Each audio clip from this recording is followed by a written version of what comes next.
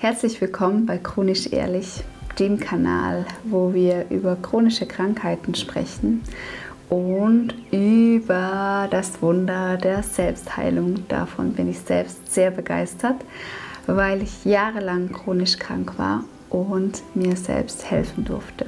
Und zwar durch eine Ernährungsumstellung, aber auch durch einen Lebenswandel. Und heute geht es um den Diätwahnsinn und Stress. Und ich finde es so witzig, dass sich mein Hund heute hier hingelegt hat und er ist für mich so ein Beispiel für die tiefste Ruhe überhaupt. Und als ich ihn adoptiert hatte, habe ich gemerkt, dass sich mein Leben augenblicklich entschleunigt hat, weil sich die Wünsche eines Hundes wirklich auf das Wesentliche begrenzt. Und da haben wir Menschen ja doch so unsere Herausforderung, sage ich mal, weil es so viel gibt, was wir haben und erreichen könnten und wir einfach unglaublich schnell in ein Hamsterrad kommen. Ja, gestern hat mir ein Klient etwas erzählt und das möchte ich mit euch teilen. Und zwar hat ihn ein guter Freund gefragt, wie schaut es eigentlich aus? Wie lange musst du jetzt diese Diät machen? Ja, mein Klient antwortete dann seinem Freund, es geht nicht darum, wie lange ich diese Ernährung mache, es geht darum, wie lange dauert es, bis ich wieder gesund bin. Und wenn ich wieder gesund bin, dann habe ich das Kostbarste überhaupt entdeckt, nämlich meinen Körper in seinem Gleichgewicht zu wissen. Und dieses Wissen, das fand ich oder finde ich immer noch so befreiend. Ja, die Wahrheit macht uns frei und gerade beim Essen und Ernährungsdschungel und so weiter, alles was uns vorgeschlagen wird, wo auch enorm viel Geld verdient wird, da ist klar, dass wir oft einfach verunsichert sind, weil es ja auch einfach unglaublich viele Trends gibt und jeder schreibt dann auf seine Ernährungsform drauf, das und das und das ist perfekt. Genau. Mir war es so ein Herzensanliegen, chronisch ehrlich zu machen, weil ich erleben durfte, dass ich mich durch eine radikale Ernährungsumstellung von unglaublich vielen Beschwerden heilen konnte, wie zum Beispiel das Reizdarmsyndrom oder Endometriose. Und mir war es so ein großer Wunsch, herauszufinden, ob es anderen auch so geht, ob da draußen noch viele Menschen sind, die auch chronisch krank waren und die sich selbst geheilt haben. Und wie ihr schon wisst, finde ich immer mehr Menschen, die das hier erzählen bei Chronisch Ehrlich. Und das ist so inspirierend. Es geht nicht darum, einen Hype nachzumachen oder eine Ernährungsform zu predigen oder zu hypen. Es geht darum, Menschen zuzuhören, die einen Unterschied in ihrem Leben erleben.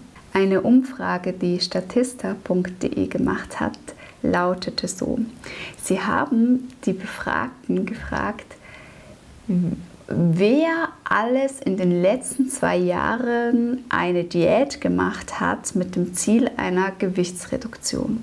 Und 82% der Befragten haben mit Ja gestimmt. Also, es ist doch ein sehr, sehr großes Thema. Also Gewichtsreduktion. Da geht es ja eigentlich um die äußere Hülle von uns selbst. Und ich nehme euch kurz mit in meine Geschichte. Ich hatte eine Tanzausbildung gemacht und wollte mich als Musicaldarstellerin ausbilden lassen. Das heißt, es war schon ein enormer Sport und das körperliche Aussehen war auch einfach wichtig. Man sollte fit sein und gut aussehen. Das heißt, hier habe ich schon sehr stark darauf geschaut, wie ich mich ernähre. Und dann später nach den Schwangerschaften war das auch immer ein Thema, gleich wieder abzunehmen. Und damals war gerade so ein Hype, die Heidi Klum-Diät, die war sehr proteinlastig. Und bei all diesen Diäten, die ich gemacht habe, ging es eigentlich darum, so schnell wie möglich Fett zu verlieren und so schnell wie möglich Muskeln aufzubauen.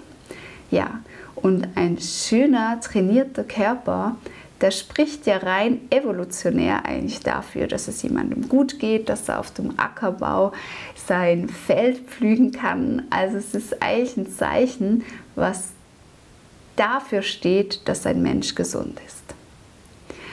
Eine Klientin, die jahrelang sehr erfolgreich in diesen Muskelwettbewerben war, wo man sich so eincremt und dann sich so zeigt und die verschiedenen Muskelpartien anspannt. Mir fällt das Wort gerade nicht ein für diese Wettbewerbe. Aber sie hat mir was ganz Interessantes gesagt. Sie hat nämlich gemeint, Priscilla, das schaut ja alles schön und gut aus. Aber glaub mir, schön ist es nicht mehr, wenn man dann auf den Toiletten ist. Und ich fand das so interessant, dass sie das so schnell auf den Punkt gebracht hat. Ja, wir können unseren Körper äußerlich tunen. Aber wie sieht es mit unserem Stuhlgang aus? Und ich denke, dass der Stuhlgang, oder es ist so, der Stuhlgang, der sagt viel mehr über unsere körperliche Fitness aus, als einen trainierten oder dünnen oder sportlichen Körper. Ich bin immer wieder überrascht, wenn ich mich mit dem Thema Ernährung und chronische Krankheiten befasste, wie viele Menschen vorab bereits Verdauungsprobleme hatten. Im Ayurveda heißt es, Gesundheit sitzt im Darm. Und das ist, wenn es da nicht mehr gut geht, dann ist es das Anfang. Oder wenn es da nicht mehr gut geht, ist es der Anfang vom Ende. Ja, aber wie bringen wir das jetzt alles unter einen Hut? Also, wir sollen gut aussehen. Am besten sind wir noch erfolgreich, haben genug Muskeln, altern mega langsam und haben noch Kinder, Familie. Das ist nicht zu schaffen. So viele Menschen sind unzufrieden mit ihrem Gewicht. Unglaublich viele Menschen leiden an einem Reizdarmsyndrom oder anderen Darmerkrankungen. Kann es sein, dass unser Problem vielleicht gesellschaftlich ist? Dass wir unglaublich viel Stress ausgesetzt sind. Stress, der ausgelöst wird, all diesen Anforderungen gerecht zu werden. Ein immenser Druck, der auf uns alle lastet. Wir sollten gut aussehen, äußerlich. Wir sollten funktionieren, immer fit sein, einen wunderbaren Job haben, eine wunderbare Beziehung und am besten auch noch wunderbare Kinder. Ja, wir befinden uns im Dauerstress. Und es werden Stresshormone ausgeschüttet. Viele Stresshormone, andauernd, die ganze Zeit. Ja, und dabei waren sie einmal dafür gedacht, dass wir einfach dem Tiger entfliehen können. Und wir missbrauchen sie für das moderne Leben. Ja, und was passiert mit unserer Verdauung? Also wenn wir Stresshormone ausschütten, dann spielt die Verdauung eine untergeordnete Rolle. Die Nährstoffaufnahme wird gedrosselt, wie auch die Ausschüttung von verschiedensten Hormonen. Ja, unsere Darmflora gerät dann ganz einfach aus dem Ungleichgewicht. Ja, und schädliche Mikroorganismen, die können sich dann einfach vermehren und ihr Unwesen treiben und verursachen schlussendlich gesundheitliche Probleme. Also ständiger Stress lässt gute Darmbakterien absterben und der Körper wird anfälliger und weniger widerstandsfähig. Die Darmschleimhaut wird durchlässiger und dünner und Entzündungen können sich verbreiten. Ja, und hält dieses Ungleichgewicht über einen längeren Zeitraum, können die Beschwerden chronisch werden und es können ganz, ganz verschiedene Krankheitsbilder daraus entstehen. Ich finde es so interessant, wie im Ayurveda immer geschaut wird, was ist das Grundnaturell des Menschen und wie ist das jetzige Naturell. Und dann schaut man sich den Unterschied an und sieht, wo das Ungleichgewicht sich manifestiert hat. Und im Ayurvedischen gibt es ja verschiedene Praktiken, dann in sein Gleichgewicht zu kommen. Eine sicher wichtige Sache ist Ernährung, aber das andere ist auch der Lebenswandel. Zurück zur Natur, zurück in die Ruhe zu kommen. Ja, für mich persönlich war Stress ein enormer Faktor, warum ich so krank geworden bin. Ich bin jemand, ich liebe das Leben und die Möglichkeiten, die das Leben bietet. Und ich bin sehr, sehr kreativ und habe unglaublich viele Ideen, die ich am allerliebsten schon gestern umgesetzt hätte. Und ich habe einfach angefangen, Adrenalin künstlich auszuschütten. Ich habe mir tagtäglich eine Adrenalinspritze gegeben, indem ich mich selbst gestresst habe, um mehr erreichen zu können als andere, um weiterzukommen, um besser zu werden. Also sehr ehrgeizig und in Kombination mit der Kreativität, ja, war es ein Pulverfass schlussendlich. Auch heute fällt es mir oft so schwer, mich darauf zurückzubesinnen, was eigentlich wirklich wichtig ist. Und das ist sauberes Wasser, gesunde Ernährung, Liebe, ein Dach über dem Kopf und der Spaziergang im Wald.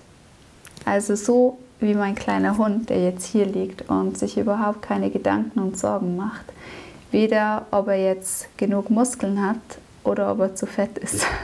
Also fassen wir zusammen. Was ist jetzt aber, wenn eine Ernährungsumstellung Stress auslöst? Also, wir haben uns vorgenommen, ich mache eine Ernährungsumstellung, damit ich gesund werde. Und dann stresst mich die Ernährungsumstellung, weil es bedeutet Verzicht, es bedeutet neue Routinen, es sind ganz viele neue Angewohnheiten. Ich erlebe das so oft, dass Menschen in der besten Absicht ihr allerbestes geben, um so gut wie möglich dann komplett erschöpft aufzugeben. Und das ist ja nicht ganz der Sinn der Sache.